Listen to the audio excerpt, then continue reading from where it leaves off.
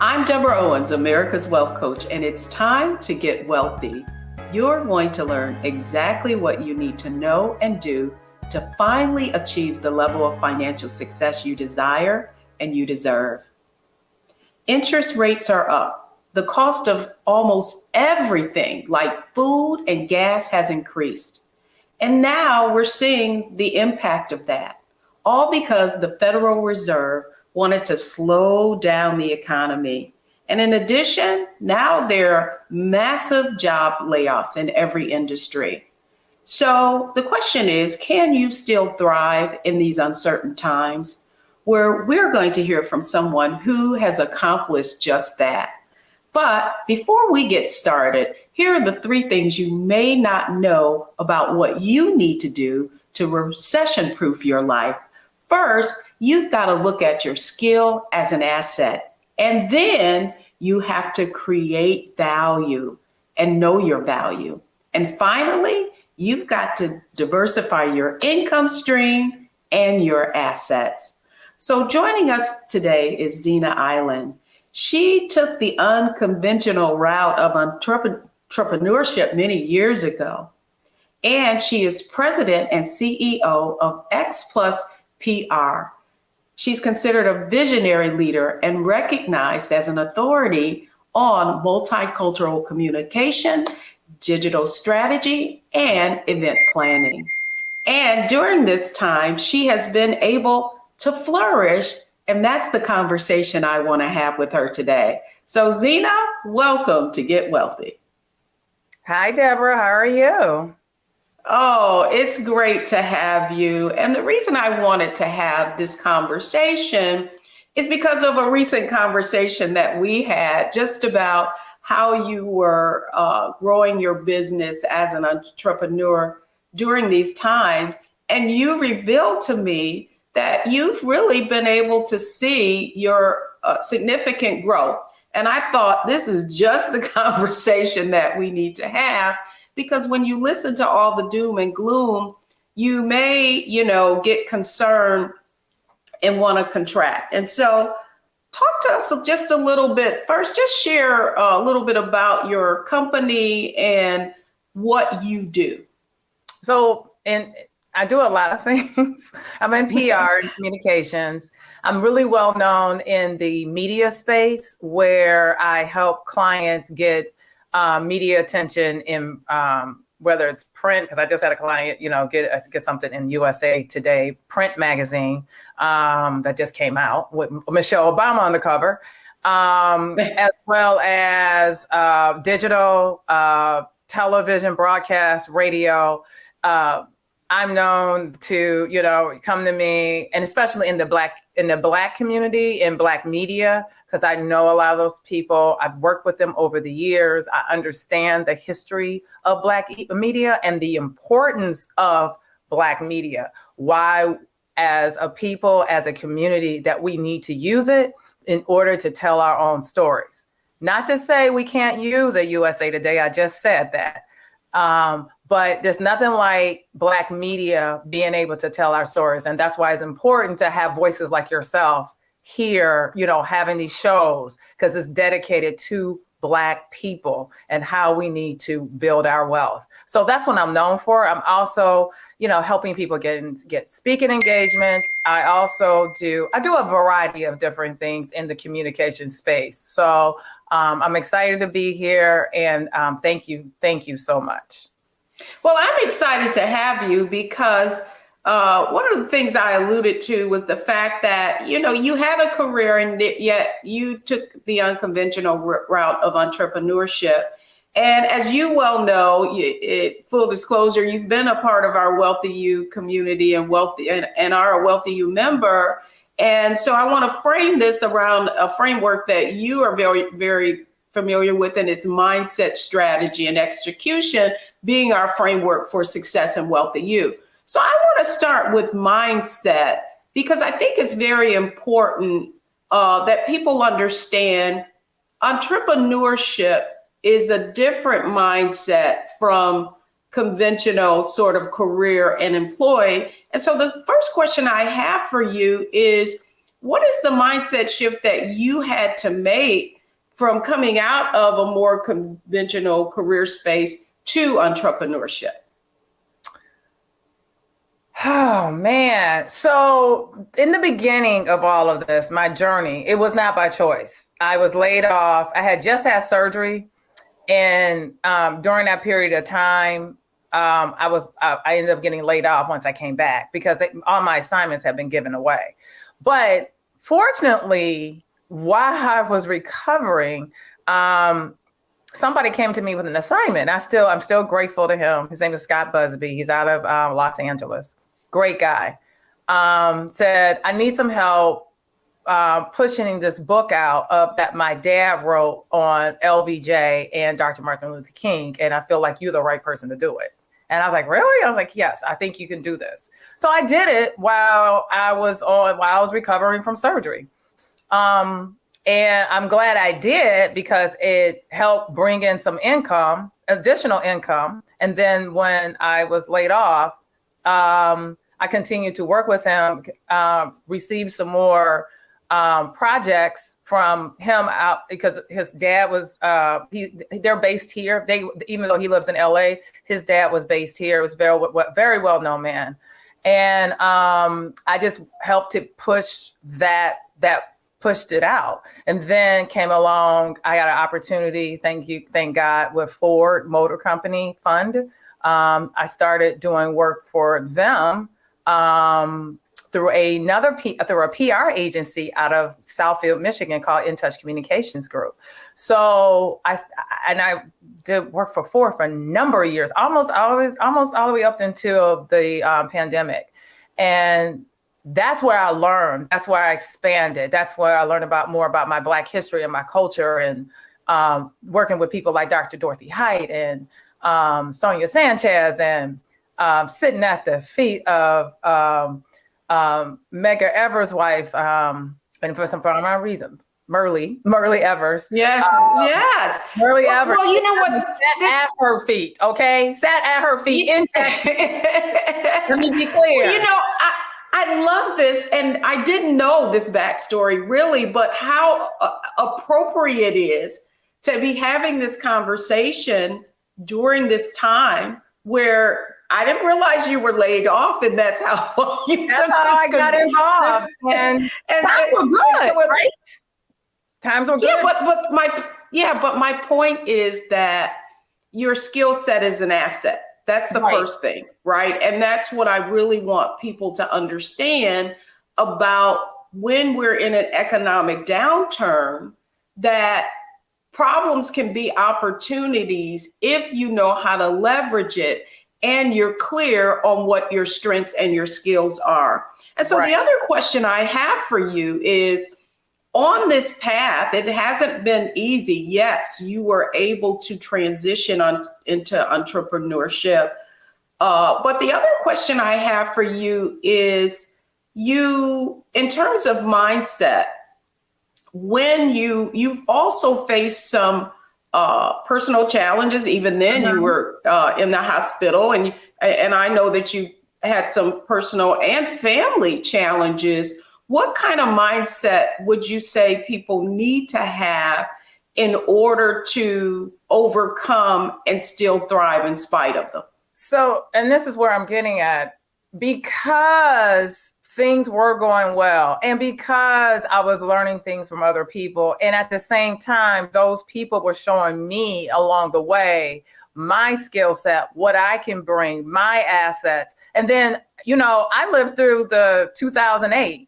When the bottom fell out in 2008, 2009, everybody was running around talking about the world is getting ready to blow up, So, and I was struck with fear then, but I made it through it. And then once I made it through that, I realized when I did have to have another surgery and I got sick, and then my dad got sick, I realized, even though those times were hard, oh my gosh, they were so hard and it was tough, and my business suffered. But I think because of the fact I knew I made it through before, And my faith, I have to say that my faith in God, I believe in God. I read my Bible. I had to draw strength from that, and also the strength from the people who surrounded me for a temporary time, because Dr. Dorothy Height's not here anymore. So we got to think about you. So when you go back to your circle, that is so important. You got to think about who you surround yourself with, because they help you thrive. They help you keep going. They help you elevate and level up. And you always have to think like that. Even right now, we're getting ready to head to a recession. Amazon just announced 10,000 layoffs. Facebook is laying off people. I mean, the tech industry, which was is untouchable. You know, nothing ever happens to the tech. It's happening. So, you know, people are getting worried. Inflation, like you said, gas prices. Where is all this going? And all I'm doing is, you know what? Bucker up. You know, just pull it together. You're gonna get through this, and I know I will. And this is these are times where you take advantage of what's going on. This is how people get rich or richer, is when things you think is bottomed out. That's when you have to start looking at, you know, I'm not trying to get into the stock market. I am no expert. That's your I love, but that you know what? No, back to you, so you can talk about that. But no, I love that. But what you just described was that wealth mindset, and that is viewing problems as opportunities, because we are on, talking about mindset. And I think you said something really important there, Xina, and it's that you made it through before. So it's building resilience and having the ability to go forward really is hearkening back to the time when you went through a challenge and you overcame it. And I, as an entrepreneur myself, I often tell myself when things don't quite go the way that we planned, maybe we launched something and it didn't quite resonate with the audience. And I have to tell myself this exactly, that it's happened before. I overcame it before. I'll overcome it again. And I think that's what you just shared with folks, that digging deep, that faith that you have to have in yourself, and reflecting on the times that you have been faced with challenges, and then how you overcame them. Exactly. So next I want to go to, when we come back, I want to go to the next part of our framework, which is strategy. So it's not enough to just have faith and believe. What are the things that you need to be thinking about, especially as it relates to the fact that we are in a recession, even though people don't want to claim it? What do you need to do to really take advantage and thrive in spite of it? So when we come back, we're going to go to the next part of our framework on Get Wealthy, and that is strategy.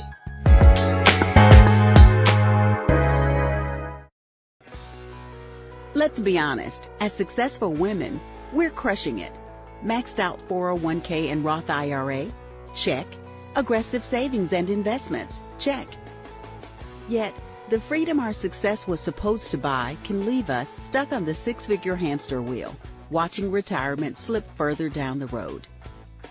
There's another way. Get coaching courses and community at wealthyu.com. Don't wait till November 8th. We can vote today, y'all. Early vote started this week. We're on Savannah State University's campus. We will be dorm storming today, giving out treats for everyone. We hope to see everyone at the polls when it comes to November. If you believe we got power, let them know. Make some noise. Put a fist up.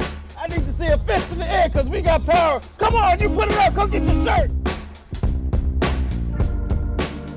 We're out here in the streets of Savannah, Georgia. James, do not forget to go vote. I got you. If we vote the right people in, we can make a change. We can get these resources in our community. I am a woman, and it is important that we have the say-so of what we want to do with our bodies. We're concentrating on entrepreneurism, providing young people with resources and training that they need in order to change their trajectories. We want Black down. Democracy is on the ballot. Voting rights is on the ballot. Voting suppression is on the ballot. I am most passionate about those three combined because they all impact each other. Savannah is my home. I care about my community, and I care about representation in my community.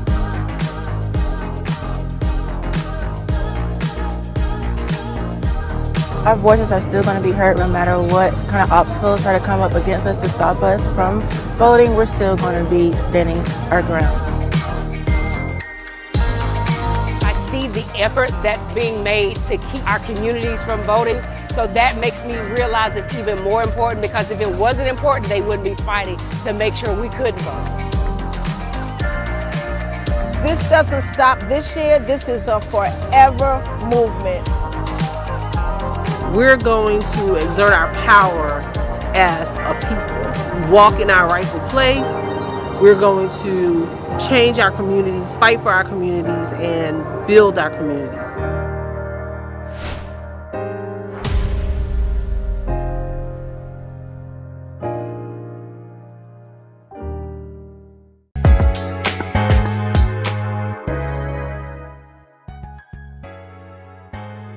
Welcome back, everyone, to Get Wealthy. And we're having a conversation really today about recession-proofing your life.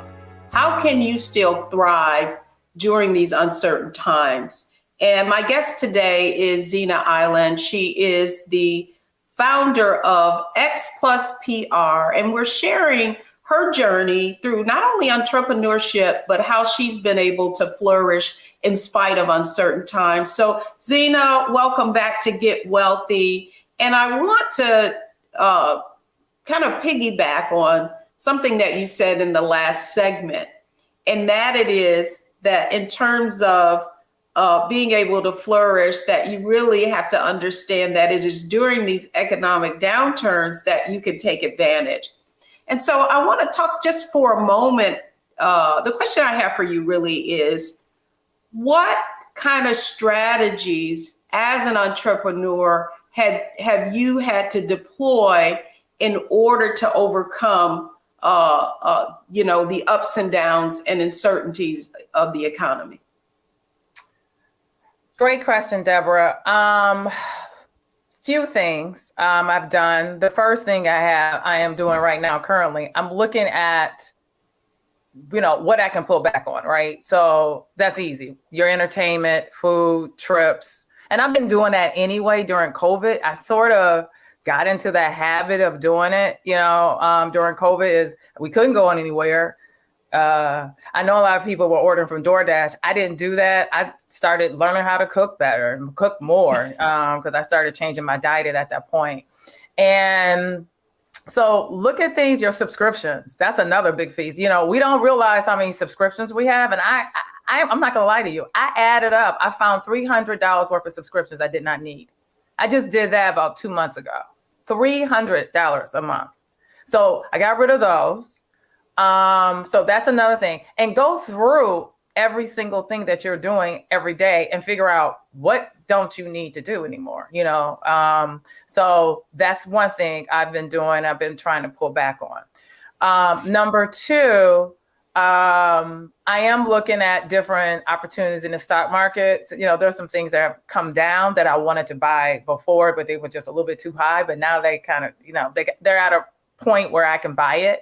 So I've been buying more stock, even though it's, I'm supposed to be stacking cash. And that's the other thing I've been doing. A friend of mine told me, who's in finance, said, start putting cash away. Cash is getting ready to be king for now. And so I've been saving more and more cash as well. So, and from a business standpoint, I'm looking at ways of tweaking my business. What can I do? I noticed just recently, people are coming to me to get booked for opportunities, or if you hear anything, Xina, that where I can speak, can you, let me know. So I've been doing a few of those as well. That's something that's been a little bit, I want to say it's completely out. I've been doing it all along, but I never done it for payment. So here's one of these things that we used to talk about. You got to know your worth. You got to know your value. So I'm looking at my value to see what else could I do to make additional money. Because right now my mind is on retirement.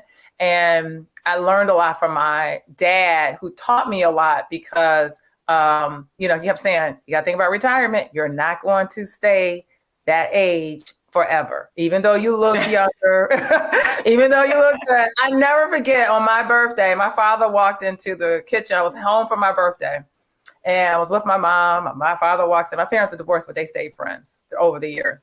And he walks in and he starts, you need to start thinking about retirement. I mean, he just gives me this long speech about you can't keep living the way you living from day to day. I mean, I'm not kidding you. Then I know you're on your own. You really need to. I mean, my father, my mom looks up and said, Jess, did you know it was her birthday? Did you forget? But that's great advice on your birthday. And so, one of the things that I wanted to talk about strategy, and I know that we've had conversations around being an entrepreneur and what you need to do to create that kind of financial safety net as an entrepreneur, because it's not like you've got, someone you always have an opportunity to have a 401k, depending upon what your relationships are with your customers. What advice would you give entrepreneurs, business owners about structuring your business so that you can create a kind of financial safety net for yourself? Talk to people like you. I mean, seriously, you've given me advice. I'm a part of your community, your circle, and being a member has helped me. It helped me thrive. And listening in and learning about start thinking about buying real estate. I wasn't thinking about buying. I was just happy to be in my condo in Arlington. That really is expanding your circle. Yeah, but I mean, I wanted you to specifically to talk about, like, what are some of the accounts that you've set up for yourself as a business owner? Like, have you set up retirement accounts for yourself? I want just for you to kind of share what strategies you've had to put in place as a business owner so that you're still, of course, thinking about retirement for yourself and through your business. Well, a couple of things have been going on. I have mutual funds, which thanks to you helped me. I had a lot of mutual funds. We helped consolidate some of those mutual funds. As I mentioned, I also have stocks. I also have cash, and I have something automatically coming out every month from my account. It's called Albert. I use that just so I won't see it. And then if I have an emergency, I'll have the money available. So like right now, I have a car emergency, as you know, I've mentioned that to you, and it's going to cost me some money because of the type of car I drive. So that lesson number one for entrepreneurs. Seriously, do not always go out and get the fancy, cute car. I know you want to show your success, but later on down the road, if you're anything like me, I keep my cars. I've been taught to keep my cars, even though I'm from the automotive area where people lease. My parents told me, buy a car, keep it, and let the car pay you off and back later on. So I still hold to that. So, but they didn't say go buy a car that's going to cost you a lot of money in services and fees later on. So that's something I have learned. But you just gotta, you things can go great, but let me tell you, there are times that things are gonna drop. Times won't be as great. So you want to be able to lean back on the cash. You want to be able to lean back on your savings. You want to not max out all your credit cards. I finally got my credit cards down to a point where it is so manageable. And I'm just now, to be honest with you, I'm focusing on I still have some student loan debt from grad school. So I have a little bit left. So I've been focusing on paying that down. And it's been and then talking to you and learning different strategies, for example, personal 401k. I have a 401k from a corporation, from a company. However, I did not think about having a personal 401k. So that's something I am going to do for 2023. Xina, this has been great advice, but I also wanted you to really share with entrepreneurs and business owners, like, what have you put in place so that you can actually create that financial nest egg? Well, Deborah, and I know you and I have talked back and forth on this. I have a 401k through a company. Fortunately, one of the clients I'm working for right now has me as a temporary company, and I also have been able to invest in their 401k plan, which I'm grateful for. The one thing I don't have that you've told me that I need to get is a personal 401k, which I plan on doing that this year. That will happen.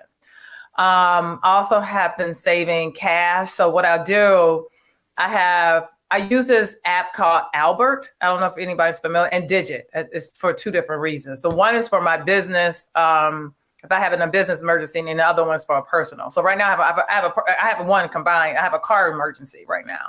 So I'm pulling money from those two apps to pay for my car emergency.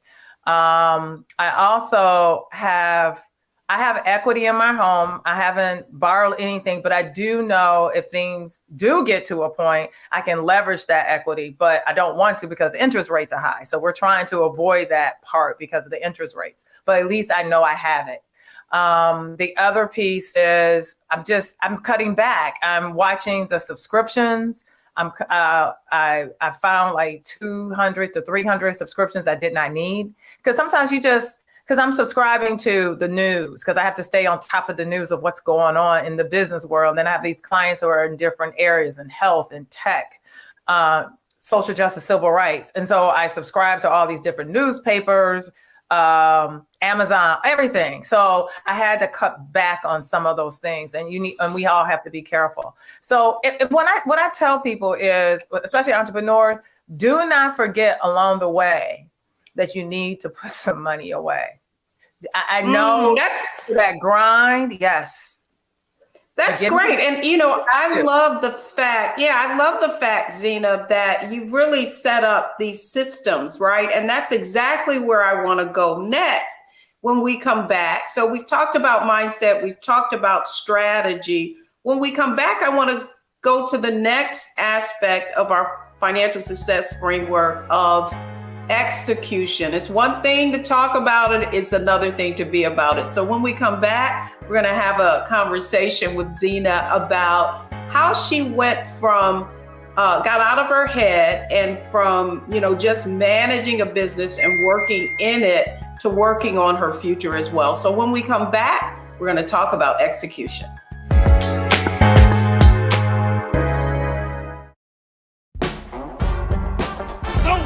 November 8th. We can vote today, y'all. Early vote started this week. We're on Savannah State University's campus. We'll be dorm storming today, giving out treats for everyone. We hope to see everyone at the polls when it comes to November. If you believe we got power, let them know. Make some noise. Put a fist up. I need to see a fist in the air because we got power. Come on, you put it up. Come get your shirt. We're out here in the streets of Savannah, Georgia. James, do not forget to go vote. I got you. If we vote the right people in, we can make a change. We can get these resources in our community. I am a woman, and it is important that we have the say-so of what we want to do with our bodies. We're concentrating on entrepreneurism, providing young people with resources and training that they need in order to change their trajectories. We want Black down.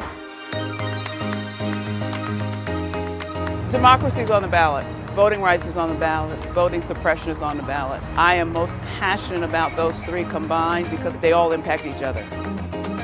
Savannah is my home. I care about my community, and I care about representation in my community.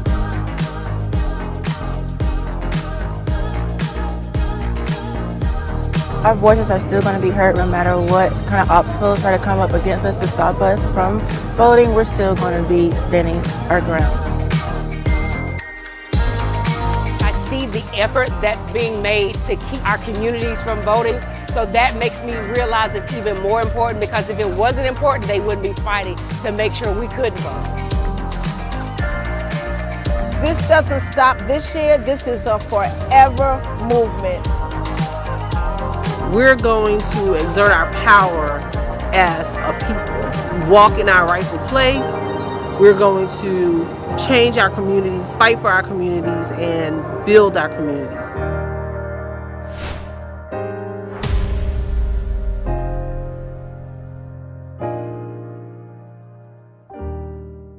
Hatred on the streets, a horrific scene, a white nationalist rally that descended into deadly violence. White people are losing their damn minds. As an angry pro-Trump mob storms the U.S. Capitol, we've seen shootings. We're about to see the rise of what I call white minority resistance. We have seen white folks in this country who simply cannot tolerate black folks voting. I think what we're seeing is the inevitable result of violent denial. This is part of American history. Every time that people of color have made progress, whether real or symbolic, there has been what Carol Anderson at Emory University calls white rage as a backlash. This is the rise of the Proud Boys and the Boogaloo Boys. America, there's going to be more of this. Here's all the Proud Boys, guys. This country is getting increasingly racist in its behaviors and its attitudes because of the fear of white people. The fear that they're taking our jobs, they're taking our resources, they're taking our women. This is white fear.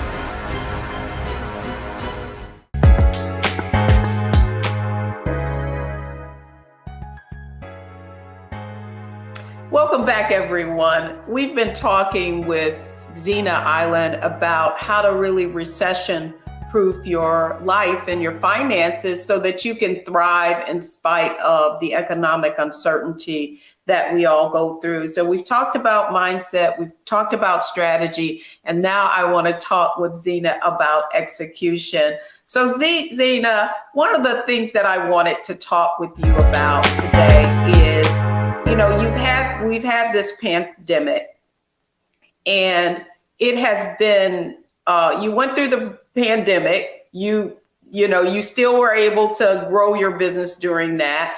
And now we're faced with the recession. And so one of the questions that I wanted to ask, I think you covered a little bit in our last segment, just giving the words of wisdom to entrepreneurs about the fact that, you know, times won't always be good. So you got to have an emergency fund. And so I'd like for you to share with our audience, you talked about the fact that you're contributing through one of your relationships through a 401k. And you alluded earlier just about you having mutual funds. And now you're talking about stocks and taking advantage of that. Talk to us a little bit about, like, what type of accounts have you set up so that you now can start executing on some of the strategies that you've learned about, not only through Wealthy You, but just as you've grown in your financial acumen?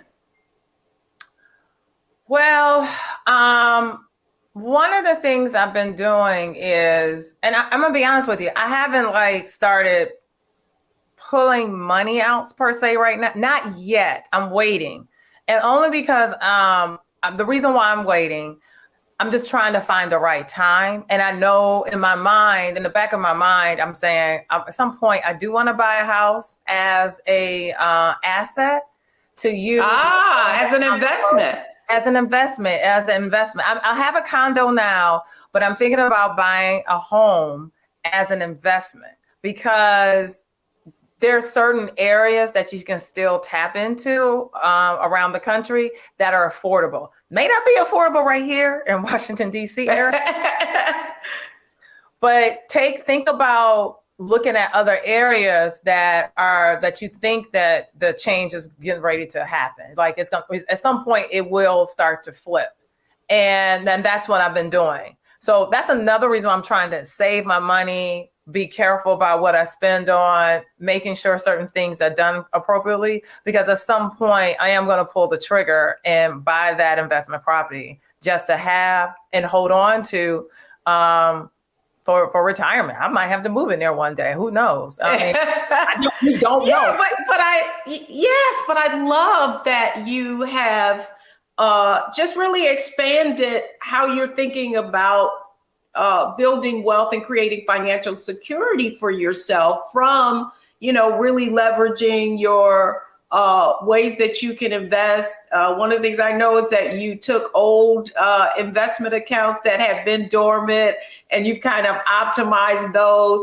And now you're branching off into real estate. And because one of the points that I made is diversifying your income stream and diversifying your assets. And so you've been on quite the journey. We've known each other for over a decade now.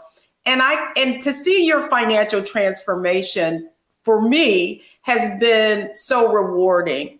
And so what I'd like for you to share with the audience is how did you go from, just that mindset of surviving to thriving? What do you think has had the most significant impact to have you flourishing during these challenging times? So I have a friend, and I remember this is years ago when I had my surgery, and I was in the bed. I'll never forget this, recovering. So I was talking to her. She was checking on me.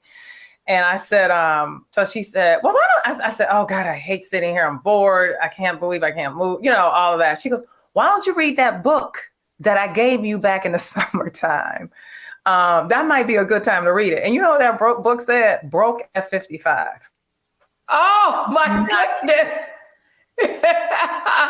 And so how did that impact you after reading that book? Oh my God, I read that story. And she lives here. She's based in Washington. I know who exactly it's Elizabeth White. I interviewed her. I know exactly who you're talking about.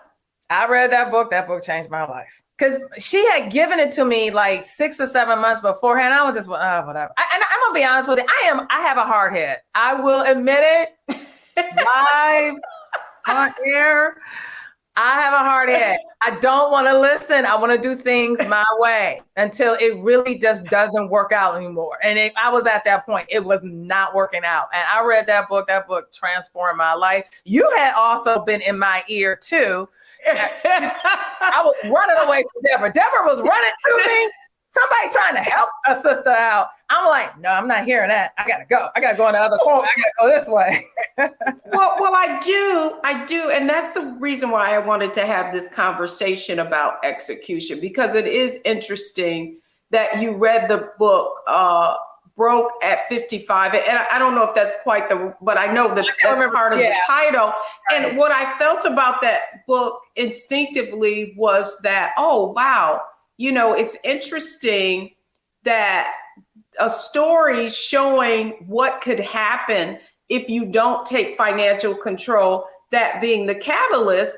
But I'm laughing because I can remember we would end up in the strangest places running into each other. And it wasn't just in this, we live in the DMV, both you and I, but I actually ran into you. I was in Philadelphia at a conference and ran into you. And so the question I have for you is, at that point, I said, Xina, you really need to connect with me. What changed? Why did you then say, okay, this woman, there must be a reason for our paths crossing. What finally made you say, okay, I'm going to move forward? So as I told you, I believe in prayer. I believe in faith. I believe in God. And I've been praying about my situation. I've been praying about my circumstances. I realized I woke up, I started waking up. My friend calls it sleepwalking. I'm starting to understand the changes that I needed to make. And probably because of my father too, to be honest with you, the things that my dad's been going through as well. All the things he had been telling me over the years caught up with me because he got ill and I started listening. And my father is being well taken care of the best way we can handle it. But I'm telling you, if he hadn't put certain things in place, his situation could have been a lot different. So fortunately, things worked out for him.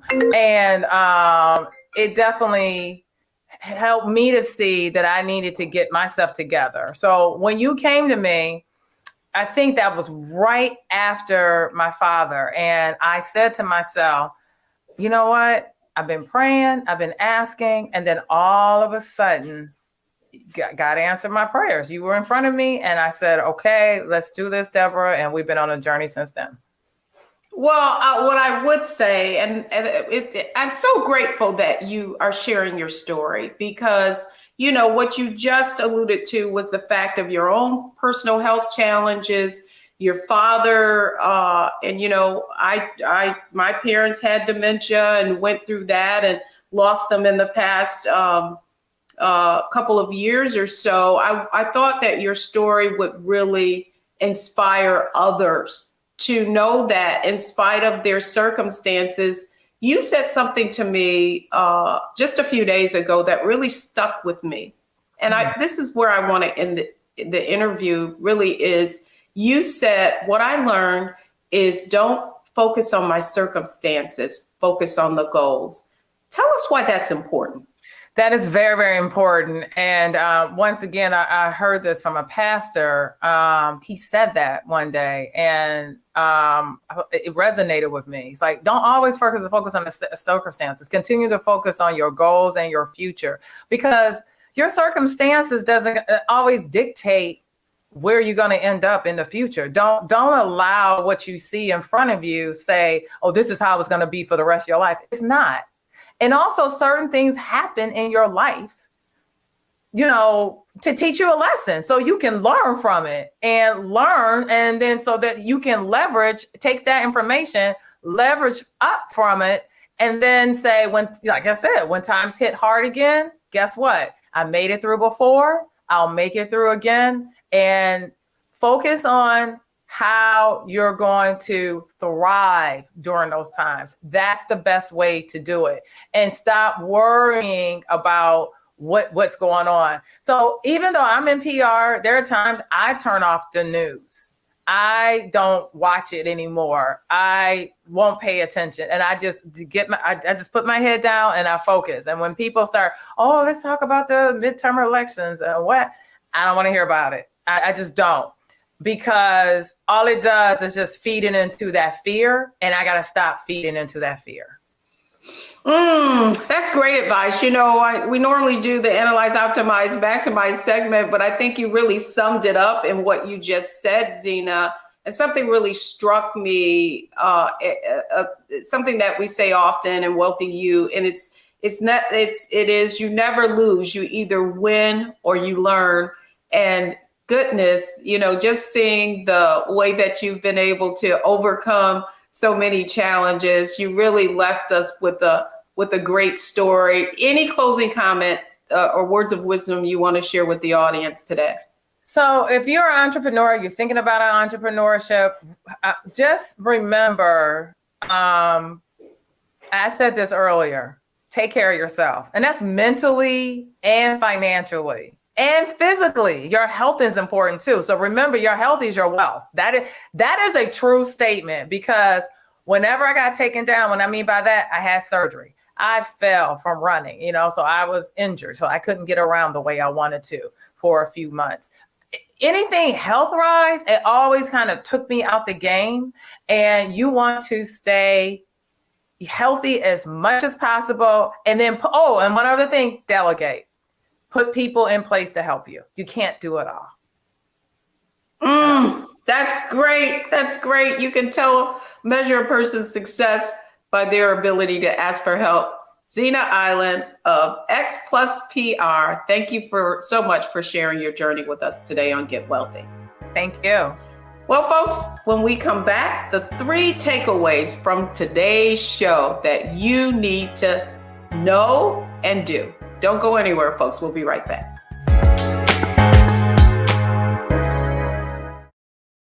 When you talk about blackness and what happens in black culture, we're about covering these things that matter to us, speaking to our issues and concerns. This is a genuine people-powered movement. There's a lot of stuff that When I get it, you get it, and you spread the word. We wish to plead our own cause.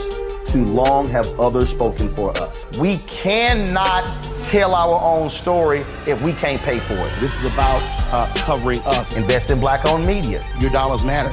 We don't have to keep asking them to cover our stuff. So please support us in what we do, folks. We want to hit 2,000 people, $50 this month, raise $100,000. We're behind 100,000, so we want to hit that. Y'all money makes this possible. Checks and money orders go to P.O. Box 57196, Washington, D.C. 20037-0196. The Cash App is $RM Unfiltered. PayPal is R Martin Unfiltered. Venmo is RM Unfiltered. Zelle is roland@rolandsmartin.com.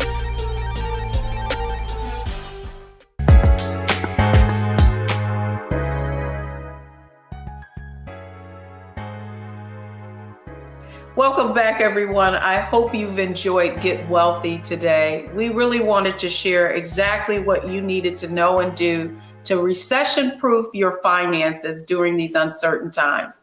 So here are the 3 takeaways from today's show. First, focus on the goal, not your current circumstances. Next, take ownership of your financial success. And finally, leverage and value your network. That's going to do it for us today's episode. Thanks for watching Get Wealthy, only on Black Star Network.